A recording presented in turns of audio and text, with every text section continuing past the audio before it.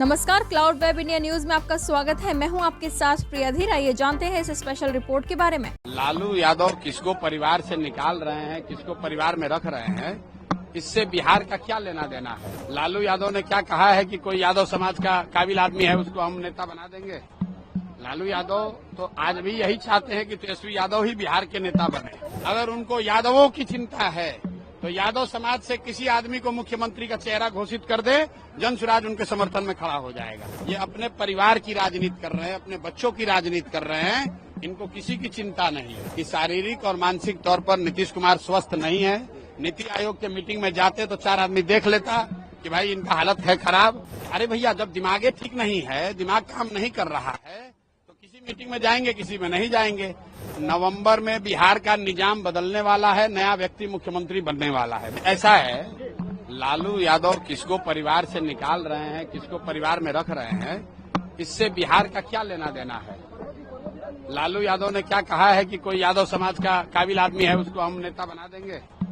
लालू यादव तो आज भी यही चाहते हैं कि तेजस्वी यादव ही बिहार के नेता बने। हम लोग तो जन स्वराज में हमने ओपन कहा है कि राजद की ओर से लालू जी ये कह दें कि अगर वो जात की बात करते हैं, छोड़िए पूरा बिहार का बात, अगर उनको यादवों की चिंता है तो यादव समाज से किसी आदमी को मुख्यमंत्री का चेहरा घोषित कर दे, जन स्वराज उनके समर्थन में खड़ा हो जाएगा। खड़ा होकर दिखाइए। अरे ये जात की बात करने वाले जो नेता है, ये जात की राजनीति नहीं कर रहे हैं, ये अपने परिवार की राजनीति कर रहे हैं, अपने बच्चों की राजनीति कर रहे हैं। इनको किसी की चिंता नहीं है।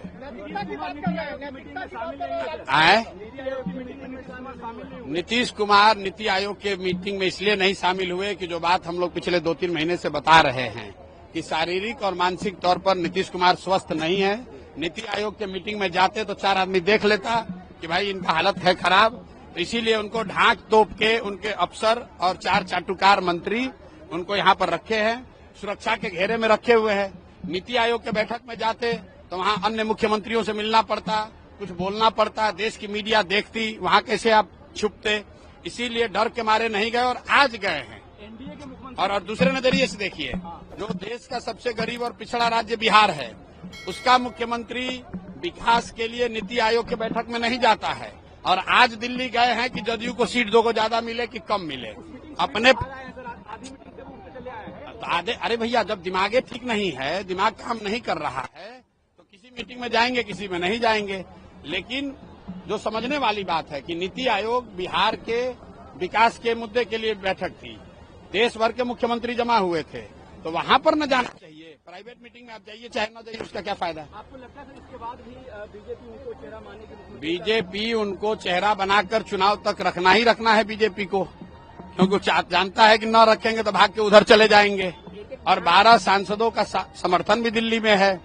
आप बताइए, बिहार के किसी सामान्य परिवार का बच्चा अगर उसको सिपाही बनना है तो उसको फिजिकल टेस्ट देना है, अगर उसको शिक्षक बनना है तो उसको मेडिकल टेस्ट देना है।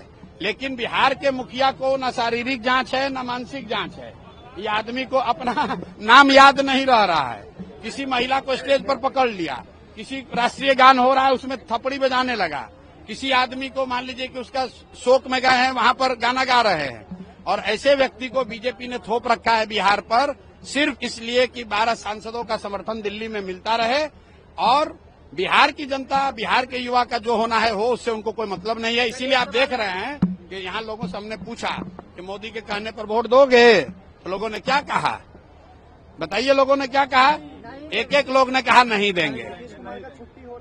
तो भैया छुट्टी हो रहा है कि नहीं, आप जाकर लोगों से पूछिए। चुनाव के बाद क्या नवंबर में बिहार का निजाम बदलने वाला है। स्पेशल रिपोर्ट में फिलहाल इतना ही। ऐसी तमाम खबरों के लिए सब्सक्राइब करें क्लाउड वेब इंडिया न्यूज और नोटिफिकेशन के लिए बेल आइकन को प्रेस करें।